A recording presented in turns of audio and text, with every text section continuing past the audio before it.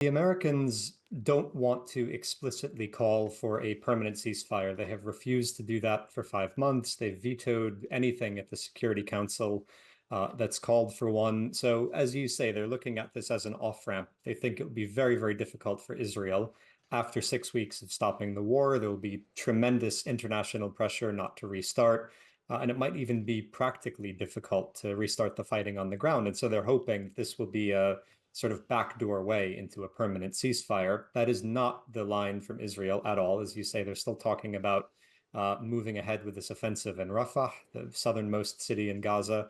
They haven't actually done anything yet to advance that, but they're talking about that as something that might happen either after the hostage negotiations fail or if they succeed after the ceasefire ends. So both sides saying very different things, and it's a question which one is going to blink here, I guess. Negotiations in Cairo are hammering out a ceasefire deal between Israel and Hamas, which could include the release of vulnerable hostages.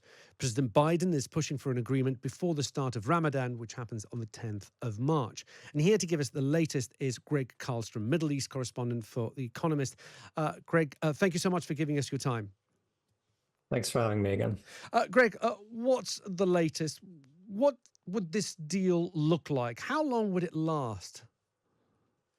It would probably last about 6 weeks. The formula that they've been discussing for a while now is that Hamas would release 35 to 40 Israeli hostages. Those would be women, the elderly, sick people, basically everyone except military-aged men.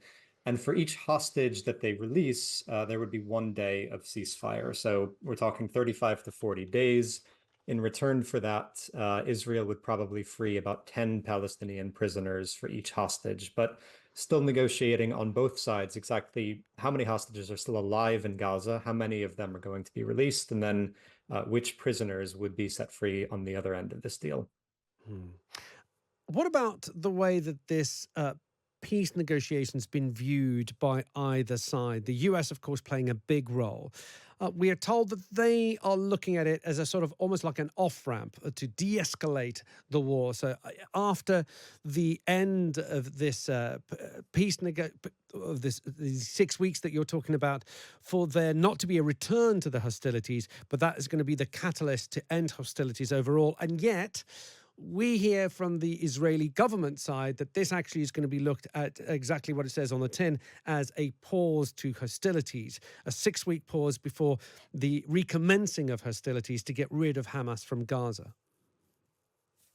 Right. The Americans don't want to explicitly call for a permanent ceasefire. They have refused to do that for 5 months. They've vetoed anything at the Security Council that's called for one. So, as you say, they're looking at this as an off-ramp. They think it would be very, very difficult for Israel. After 6 weeks of stopping the war, there will be tremendous international pressure not to restart. And it might even be practically difficult to restart the fighting on the ground. And so they're hoping this will be a sort of backdoor way into a permanent ceasefire. That is not the line from Israel at all. As you say, they're still talking about moving ahead with this offensive in Rafah, the southernmost city in Gaza. They haven't actually done anything yet to advance that, but they're talking about that as something that might happen either after the hostage negotiations fail or if they succeed after the ceasefire ends. So both sides saying very different things, and it's a question which one is going to blink here, I guess. Is this ceasefire going to be seen as a triumph in Israel, a triumph for the government, or a hindrance for the government? We've seen on social media the protests that take place pretty much every weekend in Tel Aviv, in Jerusalem, some of them getting increasingly more violent, the police showing quite a lot of force to what seemed like peaceful protests, the process focusing on the return of the hostages and also expressing an antipathy to the government of Benjamin Netanyahu. Are these 6 weeks going to be seen as a win for his government, or are they going to be a hindrance? No, I don't think anyone in Israel is going to see this as a win. On the one hand, you have Netanyahu's critics, the sort of center left and left in Israel, who have been increasingly demanding a hostage deal because they think it's the only way to get the hostages out. They think that continuing the war is not going to free them and may, in fact, end up killing hostages. So if this deal goes through, they'll be happy that it went through, but they're not going to see this as a success on the part of the prime minister. They're going to see this as something that he almost had to be dragged into by his centrist coalition partners, people like Benny Gantz and Gadi Eisenkot. So for his opposition, they don't want to give Netanyahu credit for anything, Mm. including this. For his supporters, this could be seen as a defeat, as a failure. They have been pushing very, very strongly to continue the war, to go ahead with this offensive in Rafah. They want the fighting to continue until they get the top leaders of Hamas, people like Yahya Sinwar. They want to see them captured or killed. They want the Israeli army to go all the way to the far south of Gaza. And so for the far right in Israel, for Netanyahu's base, they might see a ceasefire now, even if it's a temporary ceasefire, as a concession and a concession that they're not happy about, that the prime minister would agree to. Greg, how secure is his premiership, Benjamin Netanyahu's, at the moment? Particularly as well, it's very difficult to get rid of a leader whilst they are involved in a conflict. But if you see this 6-week peace treaty deal come through, is he in any danger?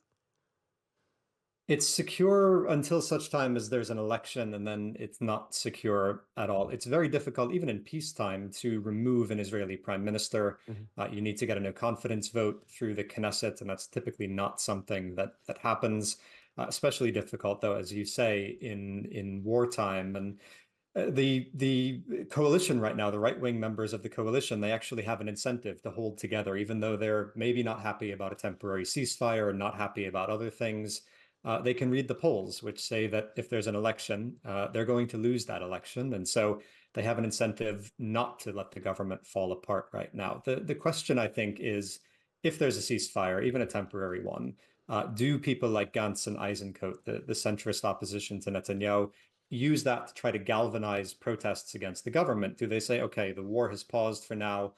We have a moment where we can sort of bring politics back to normal in Israel and try to organize protests, try to put pressure on the government? I'm not sure it's going to work, but that is what they are talking about now behind the scenes, is sort of at what point they should leave this war cabinet and they should go back to actually being the opposition.